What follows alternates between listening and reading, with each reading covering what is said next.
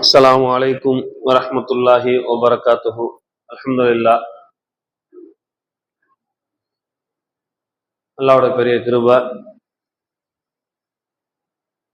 Abu Bakr Siddique ரலியல்லாஹு தஆலா அன்ஹுடைய வரலாற்றிலே ஒரு சில செய்திகளில்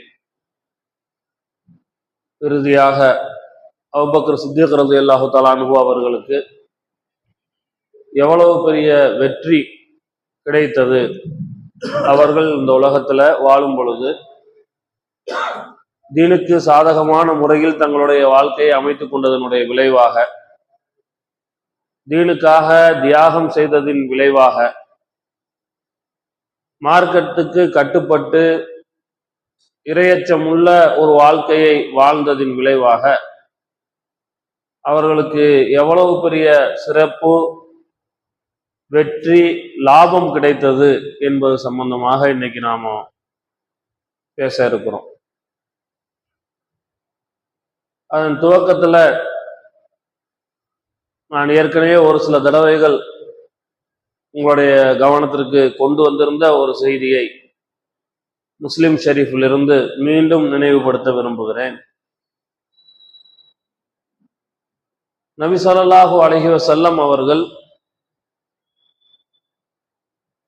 வஹி அவர்களுக்கு இறங்குகிறது என்பதால்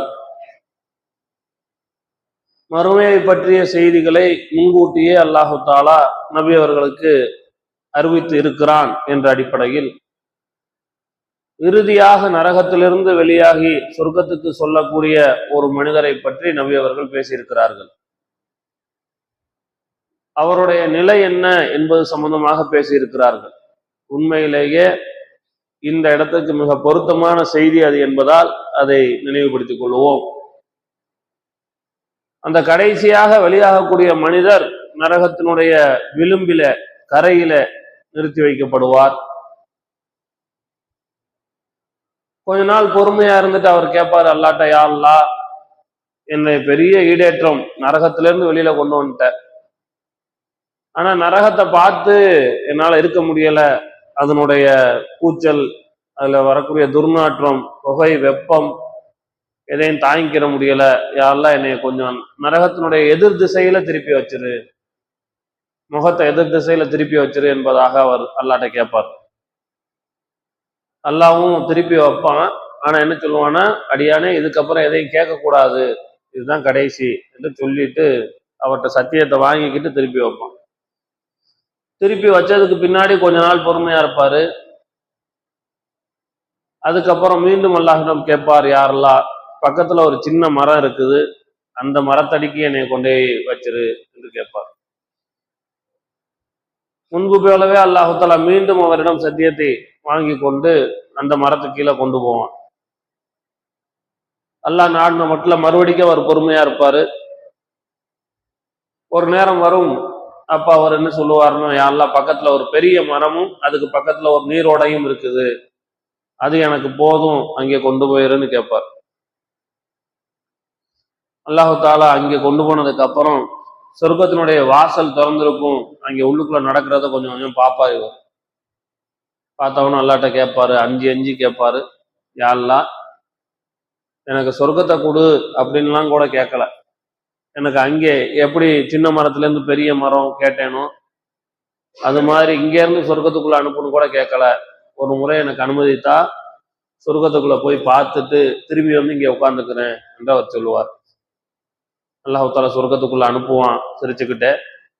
அங்க போய் அவர்கிட்ட அல்லாஹ் கேட்பான், நீங்க ஆசைப்பட்டதெல்லாம் கேளு என்று சொல்லுவான். அவர் ஆசைப்பட்டது எல்லாத்தையும் கேட்பாரு. அடுத்து அல்லாஹு தாலா, இப்படி இப்படி உனக்கு கேட்க தெரியலப்பா, அதையெல்லாம் கேளு என்று சொல்லி கொடுப்பான்.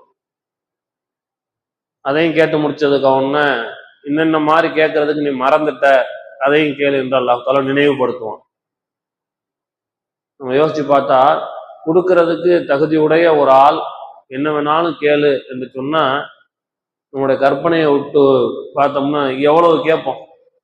அதெல்லாம் கேட்டு முடிச்சதுக்கு அப்புறம் அல்லாஹ் சொல்லுவான், நீ எதை கேட்டாயோ அதையும் அது போன்ற இன்னொரு மடங்கும், இன்னொரு விதத்துல வருது, நீ எதை கேட்டியோ அதுவும் அது போன்ற 10 மடங்கும் நான் உனக்கு தர்றேன், அதுல நீ நிரந்தரமா தங்கி இருக்கலாம் என்று அல்லாஹ் தஆலா சொல்லுவான்.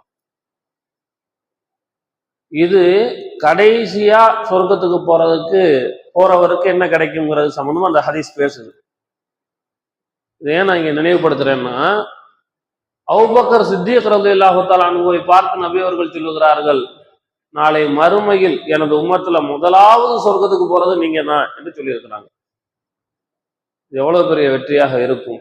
கடைசியா போறவருக்கே இவ்வளவு கிடைக்கும்னா, முதலாவது மனிதராக சொர்க்கத்துக்குள் நுழைய இருக்கின்ற அபூபக்கர் சித்தீக் ரலியல்லாஹு தஆலா அன்ஹுடைய சிறப்பு எவ்வளவு.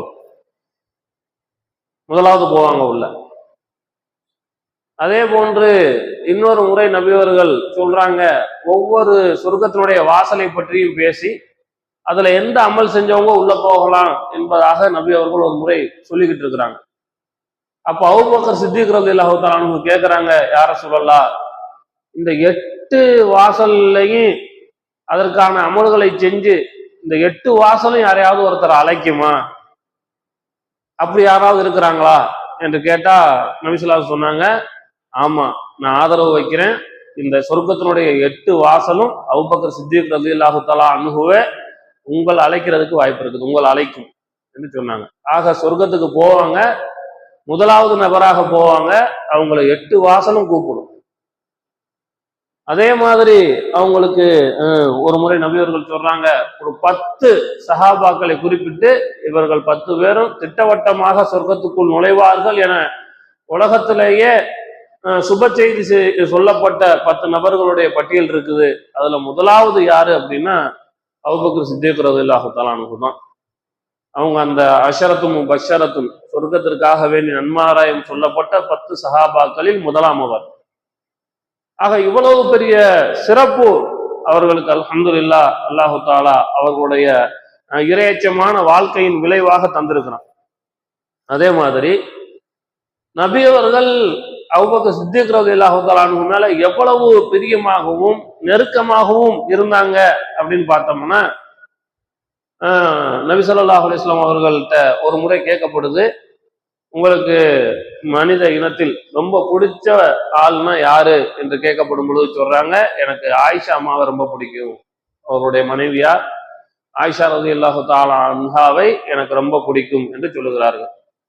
சரி, ஆண்கள்ல யாரை பிடிக்கும் என்று கேட்கும் பொழுது ஆயிஷா ரலியல்லாஹு தஆலா அன்ஹாவுடைய தந்தை அபூபக்கர் சித்தீக் ரலியல்லாஹு தஆலா அன்ஹுவை தான் எனக்கு உலகத்தில் இருக்கக்கூடிய மனிதர்கள் அத்தனை பேரிலும் ஆயிஷா அம்மாவுக்கு அடுத்தபடியாக பிடித்திருக்கக்கூடிய நபர் என்று சொன்னாங்க. அதே மாதிரி நபி ஸல்லல்லாஹு அலைஹி வஸல்லம் அவர்கள் ஒரு முறை ஒரு சின்ன பிரச்சனையின் பொழுது சொல்லுகிறார்கள், அபூபக்கர் சித்தீக் ரலியல்லாஹு தஆலா அன்ஹுவை யாரும் என்ன செய்ய வேணாம், மனம் நோகுமாறு பேசிவிட வேண்டாம். எனக்கு மதிப்பளித்து எனக்காக வேண்டி என் முகதாட்சினியம் பார்த்து நீங்க என்ன செய்யுங்க, அபூபக்கர் சித்தீக் ரலியல்லாஹு தஆலா அன்ஹுவை நோவினை செய்யாதீர்கள் என்று நபி அவர்கள் சொன்னாங்க. எனக்காக வேண்டி செய்யாதீங்க, இது பெரிய வார்த்தை சொன்னாங்க. எனக்காக, என்னுடைய முகத்துக்காக என்னை பிரியப்படுகிறீர்கள் என்பதனுடைய அடையாளமாக நீங்க என்ன செய்யுங்க, அபூபக்கர் சித்தீக் ரலியல்லாஹு தஆலா அன்ஹுவுக்கு எந்த தொந்தரவும் கொடுக்காதீங்க என்று சொன்னார்கள். உண்மையிலேயே இது வாழ்க்கையினுடைய மிகப்பெரிய உயர்ந்த இடம். அது அல்ஹம்துலில்லாஹ் சிறப்பு மிக்க சஹாபி அபூபக்கர் சித்தீக் ரலியல்லாஹு தஆலா அன்ஹுவுக்கு அது கிடைத்திருக்கிறது. இன்னும் சொல்ல போனால் மார்க்கத்தில் அவர்களுக்கான அங்கீகாரம் என்ன என்றால், ஒரு முறை நபி ஸல்லல்லாஹு அலைஹி வஸல்லம் அவர்கள் ஒரு உரை நிகழ்த்தி கொண்டிருக்கிறார்கள், பேசிக்கிட்டு இருக்கிறாங்க. அதுல ஒரு நபித்தோழர் சொல்றாங்க, அதை அறிவிக்கிறவங்க, அன்றைய தினம் எப்படி இருந்துச்சுன்னா, ரொம்ப எல்லாரையும் மனம் உருகக்கூடிய வகையில நபி அவர்களுடைய பேச்சு அமைந்திருந்தது. எல்லாரும் அழுகுறோம். அப்போ ஒரு நபித்தோழர் எழுந்து கேட்கிறாங்க, யா ரசூலல்லாஹ், விடைபெற்று செல்லுபவர்களுடைய உபதேசத்தை போன்று இன்றைய உங்களுடைய உபதேசம் இருக்கிறது. இதுக்கப்புறம் சந்திக்க முடியாத ஒருத்தர் பிரிஞ்சு போறாருன்னா என்ன பேசுவாரோ அந்த அமைப்புல உங்களுடைய பேச்சு இன்னைக்கு இருக்குது.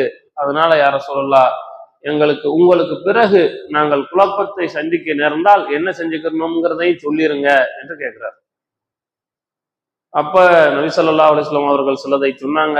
அதுல முக்கியமான விஷயம் என்னன்னா, எனக்கு பிறகு நீங்கள் குழப்பத்தை சந்தித்தால் நீங்கள் ஹலீஃபாக்களுடைய 4 ஹலீஃபாக்களுடைய அவர்கள் சொல்லக்கூடிய மார்க்கத்தை கவி பிடித்துக் கொள்ளுங்கள். இந்த ஹலீஃபாக்கள் உங்களுக்கு சொல்லியிருப்பாங்களே மார்க்கத்தை, அதை நீங்க என்ன செஞ்சுக்கணும்னா அவங்களுடைய கடவாய் பொருட்களால் கவி பிடித்துக் கொள்ளுங்கள். அவங்க சொன்னா சரியா தான் இருக்கும். அவங்கதான் மார்க்கத்தினுடைய அடையாளம், அவர்கள் அங்கீகரித்ததுதான் மார்க்கம் என்ற அடிப்படையில அபூபக்கர் சித்தீக் ரலியல்லாஹு தஆலா அன்ஹுவுடைய மார்க்கத்தில் அவர்களுக்கான அந்தஸ்து என்ன, அவர்களுக்கு மார்க்கம் எந்த அளவிற்கு அங்கீகரித்திருக்கிறது என்பதை இந்த செய்தி நிரூபிக்கிறது. ஆக அல்ஹம்துலில்லாஹ், உண்மையிலேயே இங்க 4-5 தினங்களாக அபூபக்கர் சித்தீக் ரலியல்லாஹு தஆலா அன்ஹுவுடைய வாழ்க்கையினுடைய ஒரு சிறு பகுதியைத்தான் நம்ம பார்த்திருப்போம். எங்கேயாவது முக்கியமான 1-2 செய்திகளை எடுத்து நம்ம என்ன செஞ்சிருப்போம், பேசியிருக்கலாம், பார்த்திருக்கலாம். ஆனா உண்மையிலேயே அவர்கள் வாழ்க்கை முழுவதிலும் நெடிய நம்மளுக்கான உபதேசங்களும் நம்மளுக்கான படிப்பினைகளும் என்ன செய்யுது, நிறைய இருக்குது. அல்ஹம்துலில்லாஹ், உண்மையிலேயே நம்ம சஹாபாக்களை படிக்கணும், அவர்கள் மேல பிரியத்தை ஏற்படுத்திக் கொள்ளணும், அவர்களை போன்ற ஒரு வாழ்க்கையை வாழ்வதற்கு முயற்சி செய்யணும். இன்ஷா அல்லாஹ் முயற்சி செய்யலாமா? தொடர்ந்து அடுத்து உமர் ரலியல்லாஹு தஆலா அன்ஹுவுடைய சம்பவங்கள் பற்றி நாளைக்கு இன்ஷா அல்லாஹ் பார்ப்போம். وآخر دعوانا الحمد لله رب العالمين. السلام عليكم ورحمة الله وبركاته. سبحان الله وبحمده سبحانك اللهم وبحمدك أشهد أن لا إله إلا أنت واستغفرك وأتوب إليك. آمين. سبحان ربك رب العزة عما يصفون وسلام على المرسلين والحمد لله رب العالمين. صلى الله على محمد صلى الله عليه وسلم. صلى الله على محمد صلى الله عليه وسلم. صلى الله على محمد يا ربي صل عليه وسلم.